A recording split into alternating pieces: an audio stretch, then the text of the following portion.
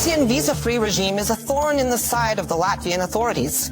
How do you explain to people that after 30 years of building so-called independence and fighting against everything Soviet, the dividends for residents have become high food prices, inflation, unaffordable utility bills, and complete ruin?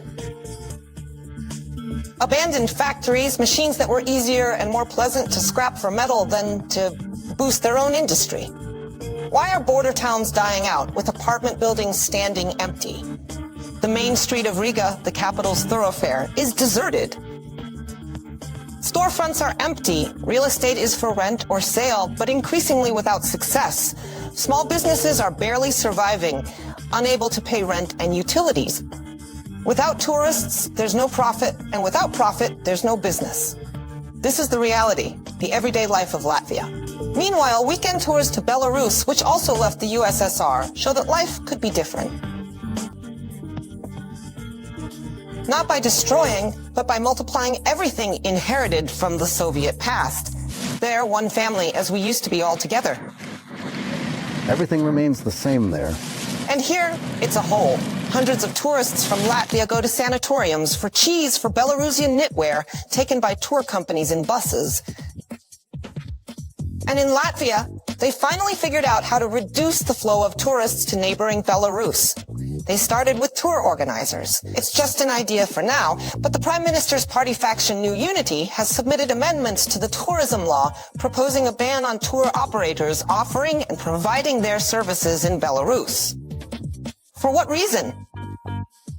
Paradoxically, by democratically cutting off the oxygen, officials want to reduce the risk of possible human rights violations against their own citizens. The Minister of Defense also stated that Latvians traveling to Belarus is practically a threat to national security. Residents of Latvia should heed the calls and stop traveling, and with those who still decide to go to Belarus, continue explanatory work, the minister said. Minimal contacts should be maintained with the aggressor both at the individual and state level. Yes, ties are not completely severed, but risks need to be recognized. They should be discussed, and people should heed the calls not to travel to Russia or Belarus. The authorities of the Baltic countries are in a frenzy, not wanting their citizens to visit Belarus. The visa-free regime has shown great interest from citizens of neighboring countries. And not only that, here are the latest figures. Since January 1st, just over a month, more than 18,500 people from 38 countries have used the Belarusian visa-free regime. Most travelers came from neighboring countries, Lithuania, Latvia, and Poland. In total, during the program's existence, more than 1 million Europeans, mostly from Lithuania. Latvia is in second place with 330,000, followed by Poland with 100,000. And by the way, it was the Balts themselves who asked for the visa-free extension, but Baltic officials opposed it. Recently, an information attack has intensified not on us, but on the Latvians themselves. It's unsafe. You'll be recruited or imprisoned. Right at the border. When we crossed the border, it felt like the border guards, if they ever see me somewhere, they were great. I would say that.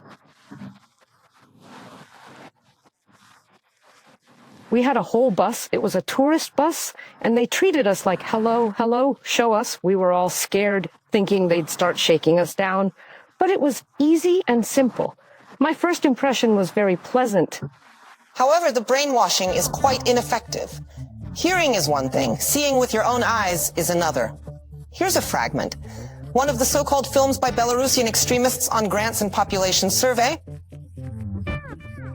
Latvians were asked why they go to Belarus, if they're afraid of being recruited by special services, and so on. If we look at Belarus, do you feel freer there? Freer. Why do people go to Belarus? Because it's cheap, good. Their standard of living is much higher than ours. Most people I talk to are happy they have a car. Unsafe in what sense? Well, in terms of being recruited or imprisoned for nothing. In Belarus? I doubt it. My thoughts. Why is it unsafe? Why is it unsafe? Atmospheric, political, or what? Or human factors? Appreciate it, please. Wanted to ask, maybe you have acquaintances, friends who have recently traveled to Belarus? No one. What did you want? We just wanted to ask how people feel there. We'll go again. People feel very good there. Why? Because everyone speaks Russian and no one asks. Let's go. Let's go. Let's go. The Latvian State Security Service conducted a whole range of activities. They talked to Belarusian diasporas in the country and conveyed the message that there's no need to visit their homeland. They tried to clearly convey to businesses not work with Belarusians because of sanctions. Otherwise, 8 years of imprisonment. Do not work with artists, cultural workers performing in Belarus and Russia. This is probably also a measure to protect their citizens' rights. Europe, including Latvia, is stagnating. They can't see development prospects.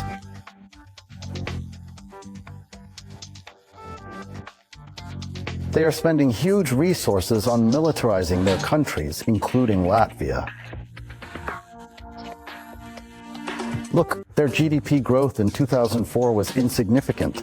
It's 2.5 times lower than in the Republic of Belarus. We are under severe, unfair, and illegal sanctions, yet GDP grew by 4% and the export of goods and services of the Republic of Belarus increased.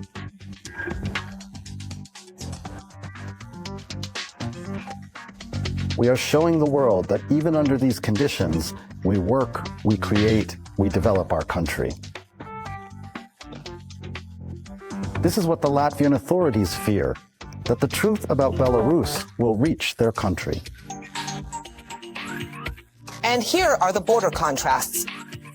While Belarus has been extending the visa-free entry program unilaterally for several years, Latvia is restricting entry for Belarusians.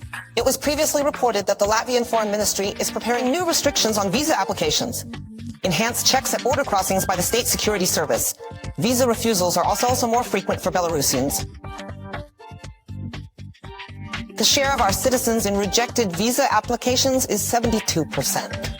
When a country builds its economy around a training ground, it shouldn't expect its citizens to want to live there.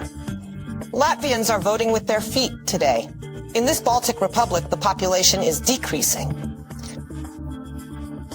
In Europe, as white slaves and second-class citizens, that's their characterization. Therefore, the road of life today leads east to Belarus.